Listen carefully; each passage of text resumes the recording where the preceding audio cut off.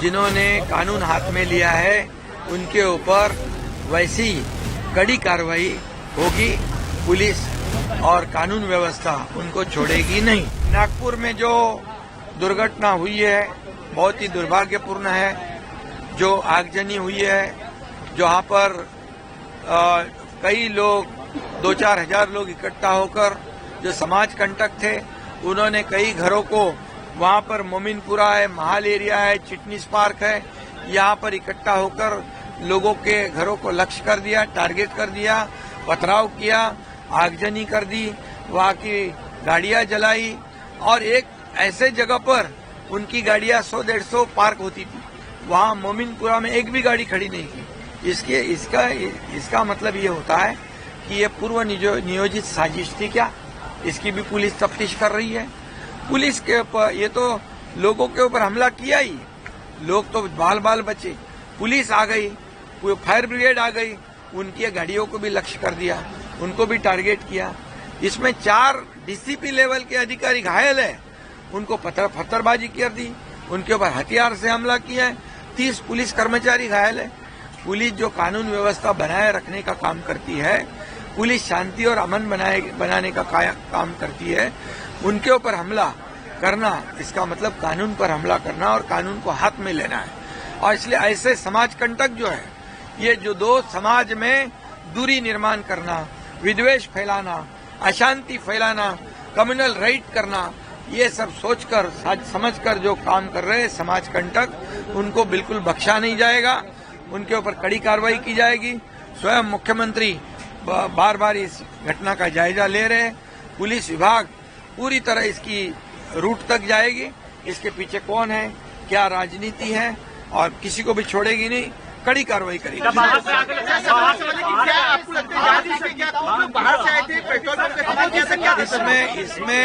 इसमें कई लोग बाहर से आए थे, ऐसा पुलिस का कहना है, वहाँ के लोगों का कहना है।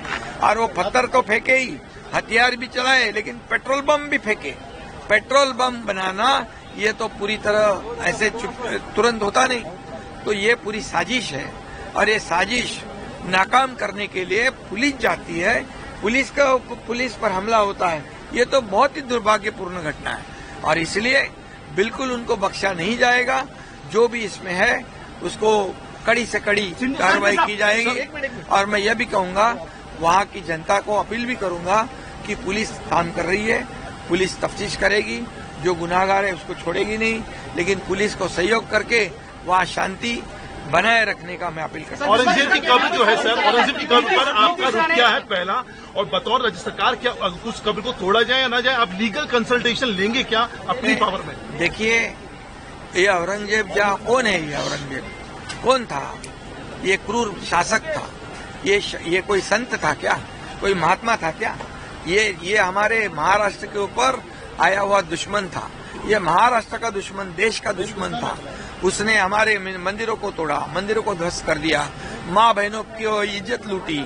यहाँ पर हमारे छत्रपति धर्मवीर संभाजी महाराज को धर्म छोड़ने के लिए अनन्वित उनका अत्याचार किया। 40 दिन उनकी खाल उधेड़ दी, गरम पानी डाला, गरम तेल डाला, नमक छिड़क दिया, आंखों में गरम सलिया घुसा दी, उनकी जबान नोच दी, उनकी नाखून नोच दिए। इतने कितने अत्याचार किए, फिर भी हमारे राजा झुके नहीं। औरंगजेब जीतकर भी हार गया, लेकिन हमारे राजा मरकर बलिदान कर कर भी जीत गए। और ऐसे औरंगजेब ये देशद्रोही है और इसलिए उसका समर्थन करना मतलब उसको बढ़ावा देना, इसका मतलब भी देशद्रोही है, देशद्रोही होगा। और इसीलिए कब तोड़ने को लेकर कोई लीगल कंसल्टेशन बतौर राज्य सरकार आप लेना चाहेंगे? आप सीरियस हैं उस चीज को लेकर? बिल्कुल। देखिए, ये जनभावना है, ये कलंक है।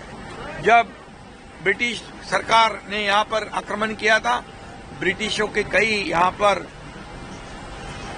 जो वीटी स्टेशन आपने देखा, विक्टोरिया टर्मिनस, छत्रपति शिवाजी महाराज हो गया, काला घोड़ा हो गया, किंग एडवर्ड्स का स्टेच्यू हो, कई ऐसे उनकी जो पहचान हो, तो जो आक्रमणकारी है उनकी पहचान, इसका मतलब है वो कलंक है।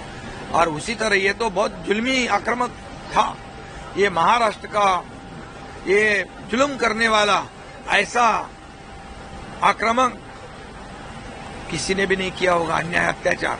और जो लोगों की भावना है वो गलत नहीं है, और इसीलिए इसमें जो आंदोलन करते हैं वो आंदोलनकर्ता जो है, जो छत्रपति शिवाजी महाराज संभाजी महाराज के गौरव में अभिमान आंदोलन करते हैं, तो जो आंदोलन औरंगजेब के समर्थन में करते हैं उन्होंने इतिहास पढ़ना चाहिए, उन्होंने छावा सिनेमा देखना चाहिए, संभाजी महाराज का जो शौर्यता का इतिहास पढ़ना चाहिए, फिर औरंगजेब का गुणगान गाना चाहिए, औरंगजेब का क्या कहते हैं महिमा मंडल करना चाहिए या नहीं करना चाहिए, सोचना चाहिए। मैं तो ये भी कहूंगा कि देश का सच्चा मुसलमान भी औरंगजेब का समर्थन नहीं करेगा। जो देशभक्त होगा वो नहीं करेगा, जो देशद्रोही होगा वही समर्थन करेगा।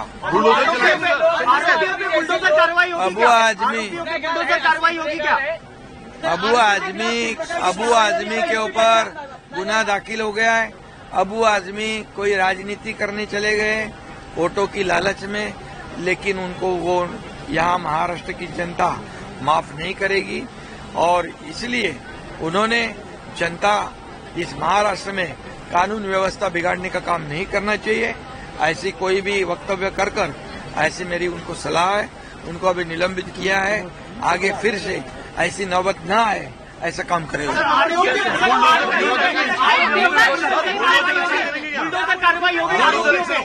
जो समाज कंटक जो है, जिन्होंने कानून हाथ में लिया है, उनके ऊपर वैसी कड़ी कार्रवाई होगी। पुलिस और कानून व्यवस्था उनको छोड़ेगी नहीं। इस वक्त मैं नागपुर के महल इलाके से सटे हुए हंसापुरी इलाके में हूँ। ये खान मस्जिद के पास का ये इलाका है, और यहाँ पर देखिए जो गाड़ियाँ खड़ी हैं, ये गाड़ियाँ भी यहाँ पर इसमें भी तोड़फोड़ हुई है। गाड़ियों को यहाँ पर भी काफ़ी नुकसान पहुँचा हुआ है।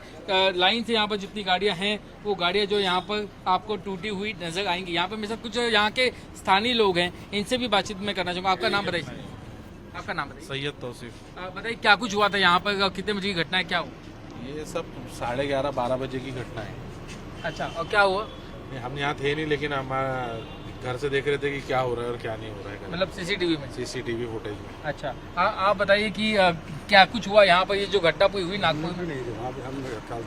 ये हमारा भाई है मुकेश। असामाजिक तत्वों का एक गुट आया था। किसका गुट?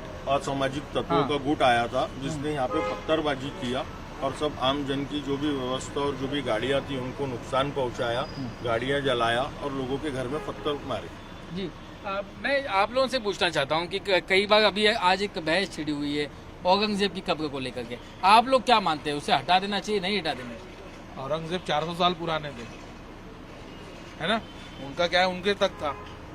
यहाँ अभी वो एक राजनीतिक मुद्दा, राजनीतिक में रहने दो, एक आम जनता। लेकिन जनता को क्यों परेशान किया जा रहा है? ये आपकी बात सही है। अगर मैं आस्था की बात करूं तो किसी की आस्था महाराष्ट्र की छत्रपति शिवाजी महाराज में, कुछ लोग वहां पर मानने वाले अभी भी औरंगजेब की कब्र पर जाते हैं। नागपुर की जनता जो है वो क्या सोचती है, आप क्या सोचते हैं, आपकी आस्था कौन, छत्रपति शिवाजी महाराज या औरंगजेब? नहीं, हमको ना छत्रपति जी से कुछ लेना देना है, ना औरंगजेब से कोई। अभी हम वास्तविकता में जी रहे हैं। अभी वास्तविकता में जो परेशानी है उसका निवारण होना चाहिए कि वो 400 साल पहले जाना चाहिए। आपका क्या कहेंगे? सही है, जो उन्होंने कहा वो सही है। यानी छत्रपति शिवाजी महाराज या औरंगजेब, दोनों भी सही है, दोनों रहना चाहिए। औरंगजेब भी रहना चाहिए, छत्रपति रहना, जब भी हमारे देश की सभ्यता बने रहेगी।